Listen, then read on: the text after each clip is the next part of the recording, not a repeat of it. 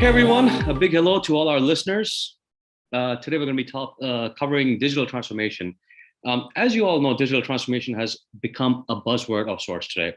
However, it means different things to different people. I today am joined by Eric Gordon, a former CIO, an entrepreneur, and an advisor to firms currently undertaking their IT transformation journey. Very exciting to have you, Eric, today. He's going to help us understand this whole digital transformation thing better. Eric, let's just dive right into it. And first of all, thank you so much for being here. Thanks for having me. Our pleasure, our pleasure. So Eric, in your opinion, what would you classify as digital transformation? Well, that's a good question, Sapan. And I tend to view digital transformation a little more broadly than many people. And for me, it includes all of the people, process, and technology changes that you need to make to create a new business capability. And that could include consumer-facing digital sales. It could include automating and streamlining internal processes. It could include analytics and BI to speed decision-making and the precision of operations. So for me, digital transformation is the melding of technology, people, and processes to enable business outcomes. And I presume it's industry agnostic. Absolutely. Applicable to any industry and even applicable to any size business. I mean, I do a lot of work in my advisory work with private equity portfolio companies in the mid-sized space across all industries. And so it isn't just for large corporations. It isn't just for people who spend a lot of money on technology. If you apply the right guiding principles and stick to a plan, small and mid-sized businesses can be highly digitally aware and create very effective operating processes and capabilities. So then, as you help organizations go through this journey, this transformation journey, what do you typically see as the biggest hurdles, or where do people get stuck? I think what I see, the biggest challenge is people can't picture the end state. And by that, I mean, in any project, in any journey, you have to have a clear idea of where you're heading in order to stay on the path to achieve some new capabilities, okay? So I spend a lot of time working with people to paint a picture of here's how things could be. And once they understand that, then we back up to an as-is discussion and say, well, here's how things are today. Here's where you have friction in your operating processes. Here's where you're lacking the data. Here's how you could be using technology to engage your customers, both from a marketing and inspiration perspective, as well as from a transacting perspective. So I see the biggest hurdle is establishing kind of that end state picture and vision, and then mapping all of the people, process, and technology impacts along the way. Okay. Anything else? Well, I think, once you can establish that, and often that's not easy. It depends a lot on corporate culture and people's backgrounds and experiences. But once you can establish that, then you've got to involve people, and you have to involve cross-functional teams of people to realize your digital transformation capabilities. And that involves a lot of change management. It involves people from all functional areas. And you've got to create a cadence and a collaborative way of executing and operating the changes in your business, including technology. So business, again, process, technology, and people changes to actually incrementally make your way down this path. Rarely do I see that these digital transformation journeys are big bang events. They're always kind of an ongoing effort to increase your speed, increase your precision of execution, continuing to engage customers. So they involve kind of a continuous, agile or iterative type of process. So, I mean, that makes a lot of sense. In fact, I'm thinking of where we have been involved in supporting our customers through this journey, and where we've seen a lot of hiccups is through this sort of things happening in silos. So the business might pick up a solution that might seem super impressive, super sexy, etc.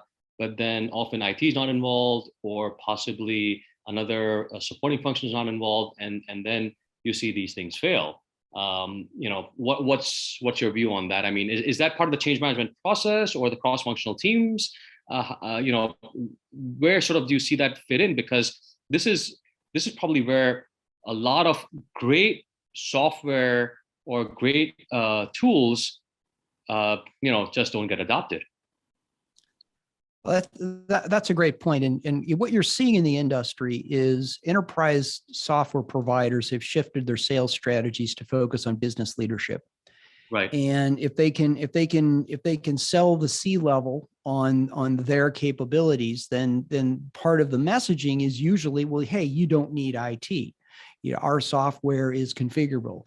It's end user owned and operated, and that approach is effective from closing a deal perspective, but it is very dangerous, and it's very ineffective when it comes to actually making a company be successful. You have to include IT, if nothing else, to make sure that whatever digital or new capabilities you're building, whatever technologies you're implementing, actually work and can coexist within the fabric of the rest of the IT ecosystem of a company. These things, IT doesn't sit in a vacuum. IT is part and parcel to almost everything a company does today. And I think kind of the scenario that you're mentioning comes from a lack of vision. People don't really understand that they need to bring everyone along during even the visioning and the solutioning, as well as the implementation phases of these projects. That's a great point. So in fact, most of our listeners are at some level involved in their digital transformation journey. So what advice would you offer to ensure a certain level of success? And I know success comes in can be sliced many ways, but just fundamentally the do's and don'ts, or these things you have to keep in mind, and some you're going to gain some success by doing them. What do you feel?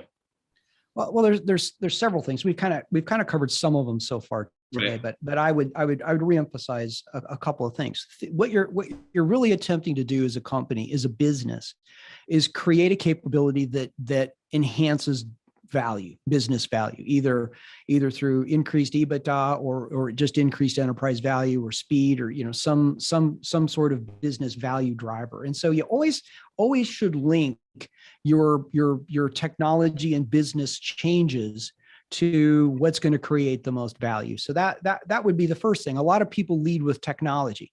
A lot of people get sold tech on the benefits of a particular vendor solution or technology, and they kind of lead with that, but they forget to bring along the people in the process components of it, and because all three are essential to create a business capability. So you have to think about that in terms of just all of those elements working together. So that would be number one.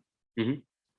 Number two, I would say it's the cross-functional buy-in. You have to bring the organization along, paint the end state picture so everyone understands the direction you're headed, what the end state looks like, and you can start to bring along their ideas, and they'll surface some challenges and some friction points along the way that will help you avoid pitfalls later. So you need to kind of plan for a process of maybe some resistance in certain areas, and just work to identify those and find solutions and work through them on the journey. It can't be any digital transformation, whether it's consumer facing web, whether it's business analytics, whether it's process automation. None of these things can exist in a vacuum. They all have to have the buy-in and participation of the entire organization. And then I would say finally, you need to take a holistic look at your cost structure. You need to understand that a digital transformation is about creating value. Value can be measured a lot of different ways.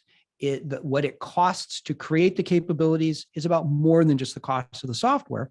It includes maybe some process change. It includes maybe some reskilling, maybe some reimagining an organization structure in order to better align with the value that you're looking to create as a business. So there are a lot of things that go into that. And I think I find in my work, and I know we run across a lot of this with our clients, is that if they don't have the experience doing this, they definitely should reach out and get some perspectives on how to think about the end state, how to organize their initiatives, and how to drive for execution. That's a great point. The other thing, Eric, I've noticed, and again, would love to get your sort of thoughts on this, is that often, even in the cost side, um, people miss the running cost, not just the maintenance, etc., but just the running of a new initiative or a new tool. Because once it's implemented, there's always cost involved in keeping it going, right? Well, that's absolutely right. And many of our listeners will, understand that software solutions providers have moved to cloud-based software as a service, platform as a service capabilities. And what this has done is it's shifted a lot of the purchasing of technology from a capital side of the financial statement over into just an ongoing OpEx. Now, the benefits of that are that you're almost forced to stay current. You no longer can implement a solution and then just let it sit, not touch it, sweat that asset for 8 years, while you run your depreciation out. That's not how it works today. Today, almost all modern technologies are OpEx heavy, which means that if you're a business that's owned by private equity and you've got operating or EBITDA measures, more and more of the EBITDA hit is going to come due to technology, because technology is now everywhere. So understanding how these costs shift and it just makes it even more important for a business to stay focused on their business value drivers. If you're going to take a larger OpEx hit because of technologies that you are implementing or have implemented, then you need to make darn sure that you're achieving the value. And that's something that people overlook. They do technology for technology's sake, or finish a project to finish a project, and they lose that connectivity with what really is moving the business. Right, that's a great point. I'm going to switch gears a little bit. We'll talk about this new concept that we've been hearing a lot of lately, which is called the virtual captive. At least it's becoming a lot more prominent in the last 2 years. How do you feel that the virtual captive can help companies with their digital transformation journey? Well, I think there are a couple things, and these are very, very important to consider. Right? So first of all, that the idea of a virtual cap is not really a new concept. It's just now becoming more common as companies have gone through really a traumatic, COVID experience recently, and are now emerging from this whole COVID experience. It's shaped how customers engage businesses and buy things, and so a lot of companies are struggling with that. Hence their desire to do more digital transformation projects. So, Eric, sorry, do you think is it because people know how to manage remotely better?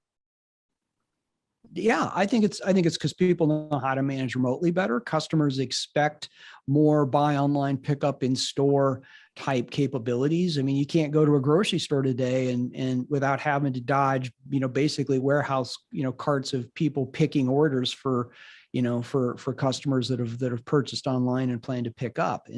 And so that's changing a lot of businesses. True. So sorry, yeah, you were mentioning how so agreed that the concept isn't new. I think it's people have understood it better and are starting to leverage it better.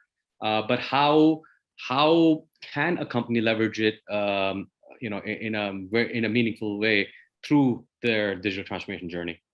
Well, here's why it's important. And that because the more technology becomes embedded with business processes, the more technology then becomes part of the ongoing business as usual changes that are required to keep up with changing customers, changing business conditions. So a business a business can no longer implement a technology system and then just run itself without touching technology, for the next several years. Now, technology is embedded with process. It's embedded with BI and analytics. It's embedded with consumer-facing digital. It's embedded in a lot of different ways. So as the business needs to change and evolve, everything becomes partially a technology project. So what that means is you have to have the talent, you have to have the skills, you have to have the capability to iterate and evolve your operating capabilities using technology. One and done projects are over. Those are how technology was run 20 years ago. Today, as a business evolves and changes its website and needs to attract new and different customers, there's an ongoing churn of technology capabilities that must be built, must be maintained, must be enhanced in order to do that. Well, that takes people, and that costs money. And so this is where the virtual captive comes into play. If you need these teams and you need these people with these skills on an ongoing basis, they're always going to be needed. Well, then why not put them in a virtual captive and use the cost advantages you gain by doing that to get very talented people that can drive value for your business at the lowest total cost of ownership. That's kind of the magic of what a virtual captive can do for you. Right, and they're effectively your people, right? It's just they're sitting somewhere else, so you got full control of what they do and how they do it, right? Well, it works. They work just like any other remote team.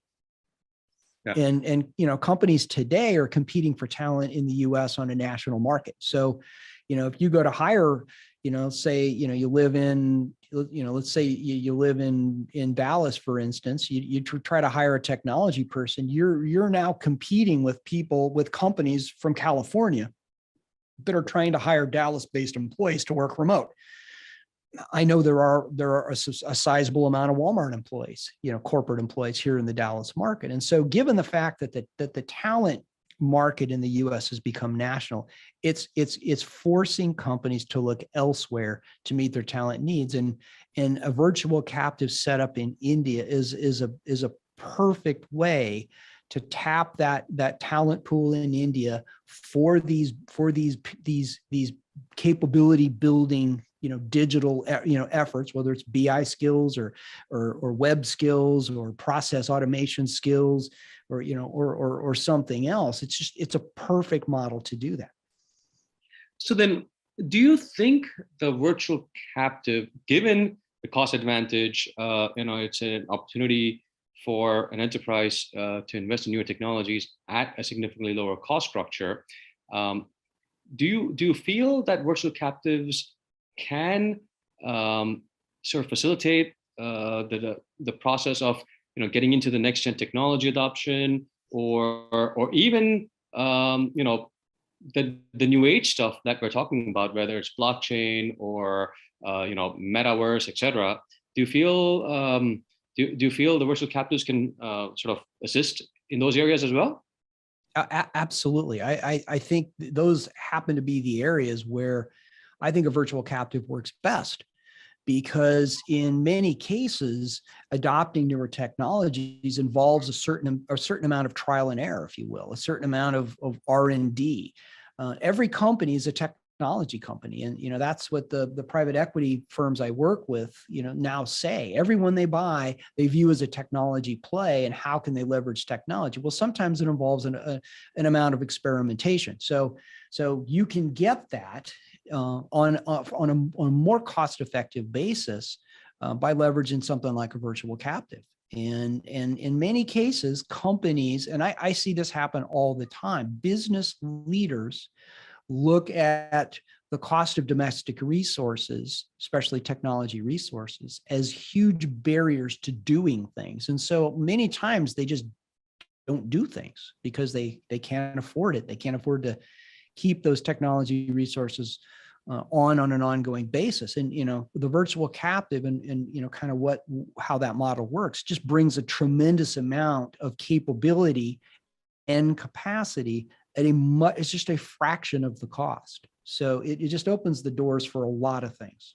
Yeah, that actually makes a lot of sense. Eric, thank you so much. We have almost run out of time. I do want to sort of ask you one last question. If somebody wanted to get in touch with you to discuss any of your thoughts, etc., in the future, what would be the best way to reach you? Well, you can reach us off the Versate website at info@versate.com.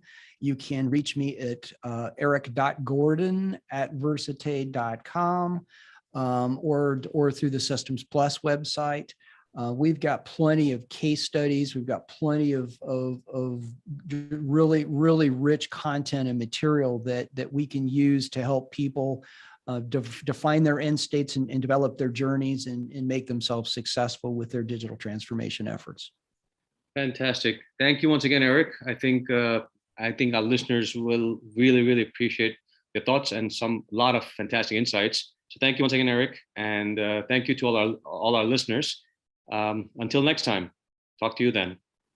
Thank you.